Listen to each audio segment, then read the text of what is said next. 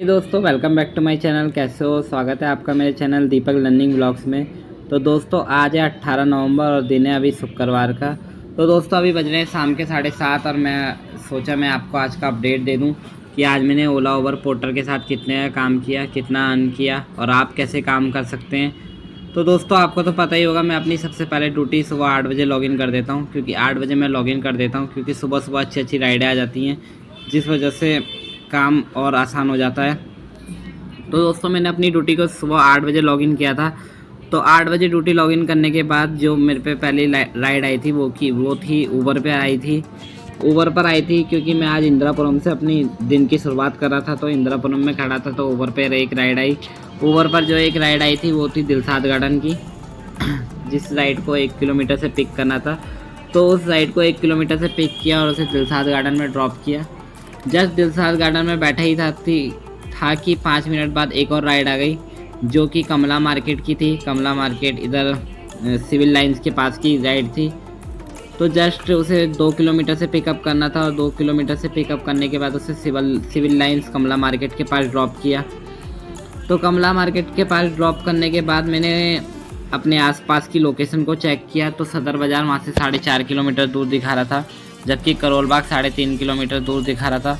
पर सदर बाज़ार और करोल बाग में जाना नहीं चाहता था क्योंकि वहाँ ट्रैफिक इतना रश रहता है कि सुबह सुबह ट्रैफिक ज़्यादा रहता है। तो मैं उधर की तरफ जाना अवॉइड किया।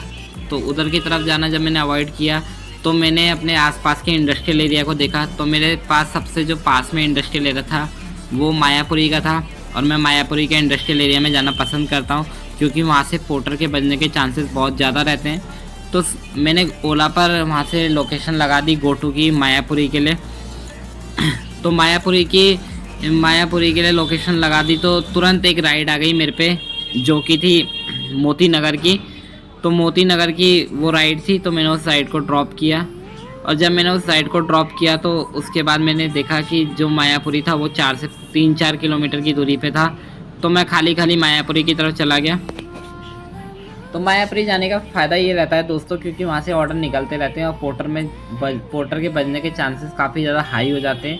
और मैं उस समय पर सारे ऐप को बंद कर देता हूँ और सिर्फ पोर्टर को चालू रखता हूँ, क्योंकि पोर्टर में मैं काम करना ज़्यादा पसंद करता हूँ।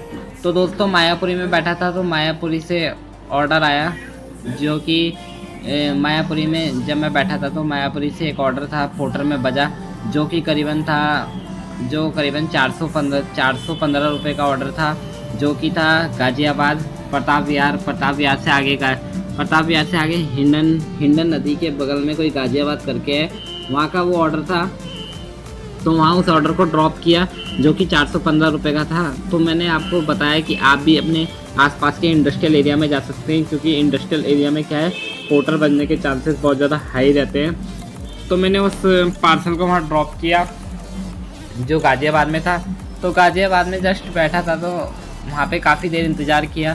तो वहाँ पे बोर्जो में भी राइड नहीं आ रही थी, ना बोर्जो में पार्सल नहीं आ रहे थे, ना कि पोर्टर में भी नहीं आ रहे थे, और ओला उबर में भी नहीं आ रहे थे। तो मैं खाली इधर सेक्टर 63 की तरफ आ गया। तो सेक्टर 63 जैसे ही आया, जस्ट 10 मिनट मैंने वेट किया कि पोर्टर दोबारा बज गया। तो पोर्टर पर एक राइड आई जो कि आई 490 रुपये की, जो कि सूरजपुर की थी। तो सूरजपुर में उस राइड को ड्रॉप किया। तो सूरजपुर की जो राइड आई थी वो आई थी 490 रुपये की आई थी। तो 490 रुपये की राइड थी और उसे 3 जगह ड्रॉप करना था सेक्टर 63 वाले पार्सल को। तो सेक्टर 63 वाले पार्सल को 3 जगह ड्रॉप करना था, जो कि मल्टीपल वे में उसके ऑर्डर को ड्रॉप करना था। तो एक जगह सेक्टर 67 में ड्रॉप करना था, तो एक जगह सेक्टर 155 में ड्रॉप करना था। उसके बाद जो ड्रॉप करना था वो सूरजपुर में ड्रॉप करना था। जब भी वो राइड जो थी वो 490 रुपये की थी, वो पार्सल जो था वो 490 रुपये का था। तो तुरंत मैंने सेक्टर 63 से उस पार्सल को पिक किया, और सेक्टर 63 से उस पार्सल को जब मैंने पिक किया तो उसको मैंने पहले सेक्टर 67 में ड्रॉप किया, फिर उसके बाद सेक्टर 155 ड्रॉप किया, और उसके बाद सूरजपुर में उसे ड्रॉप किया। तो और जब आपको तो पता ही है, मैंने ग्रेटर नोएडा सूरजपुर कासना लग के मतलब एक साथ लग जाते हैं। तो दोस्तों जब मैं वहाँ पे बैठा ही था और मैंने उस ऑर्डर को ड्रॉप कर दिया था, तो वहाँ पे काफ़ी देर बैठा रहा।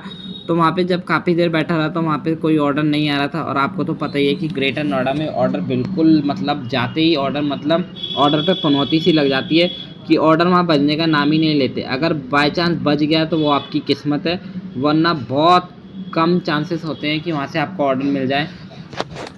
तो जस्ट मैं वहाँ पे काफ़ी देर इंतज़ार कर दिया था। तो काफ़ी देर इंतज़ार करने के बाद वहाँ पे तो पोर्टर बजा नहीं, ना बोर्जो में कोई ऑर्डर आ रहे थे। ओला उबर में मैंने गो टू की लोकेशन लगा रखी थी नोएडा सेक्टर 18 की, पर वो भी ओला उबर में भी काम नहीं आ रहा था, मतलब बिल्कुल बज नहीं रहे थे।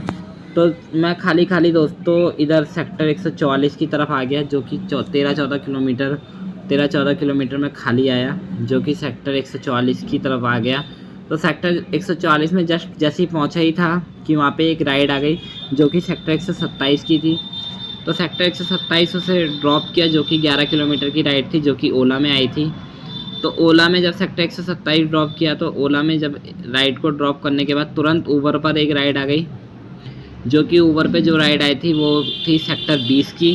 सेक्टर 20 की राइड आ गई थी, तो सेक्टर 20 में उस राइड को ड्रॉप किया। तो सेक्टर 20 में जब उस राइड को ड्रॉप किया तो ऊबर पे जस्ट 1 मिनट बैठा ही था, तो एक और राइड आ गई जो कि सेक्टर 62 की थी।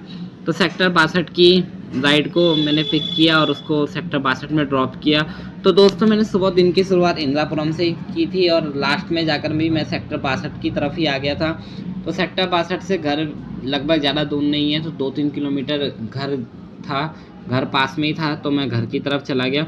तो दोस्तों आज का काम का कुछ अपडेट इस तरह ही था कि मैंने आज पोर्टर और ऊबर और ओला के साथ काम किया, बोर्जो के साथ आज कोई काम नहीं किया है, ना रैपिडो के साथ कोई काम किया, ना अंकल डिलीवरी के साथ कोई काम किया है। तो दोस्तों आज का अपडेट इसी प्रकार था।